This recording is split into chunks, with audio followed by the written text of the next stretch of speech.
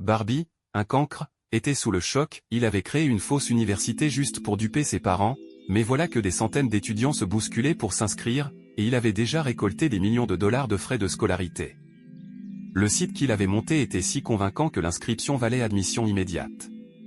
Tous ces recalés des autres universités se transformaient soudain en étudiants officiels. Barbie voulut dissoudre cette mascarade et rembourser les élèves, persuadé qu'ils n'étaient pas faits pour les études. Mais un jeune prit la parole. When I got accepted here, it was the first time my parents ever said they were proud of me.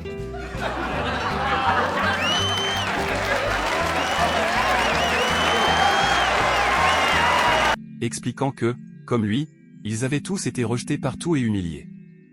Barbie eut alors une révélation, pourquoi les mauvais élèves n'auraient-ils pas le droit à leur chance?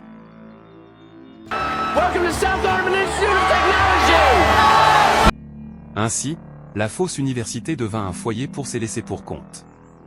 Le problème, c'est qu'au lieu d'étudier, ils faisaient la fête en continu. Barbie, conscient que ça ne pouvait durer, alla observer Harmon University, une école renommée.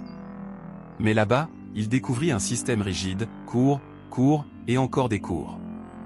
Très loin de ses idéaux, il demanda donc aux étudiants ce qu'ils voulaient vraiment apprendre, cuisine, plomberie, méditation, musique. Barbie créa un mur où chacun inscrivit ses rêves. Les meilleurs dans chaque domaine devinrent professeurs.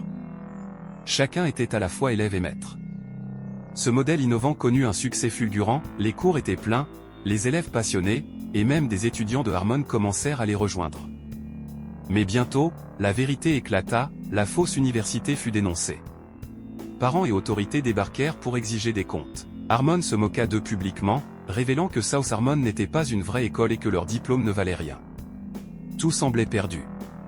Pourtant, Barbie refusa d'abandonner. Il décida de faire légaliser South Harmon.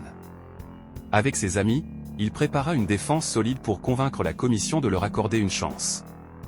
Lors de l'audience, malgré les attaques, les étudiants présentèrent leur fameux mur de rêve et prouvèrent leur engagement. Barbie déclara avec passion que l'éducation devait libérer la créativité et non se limiter aux notes. Convaincus par leur sincérité, les juges accordèrent à South Harmon une année probatoire.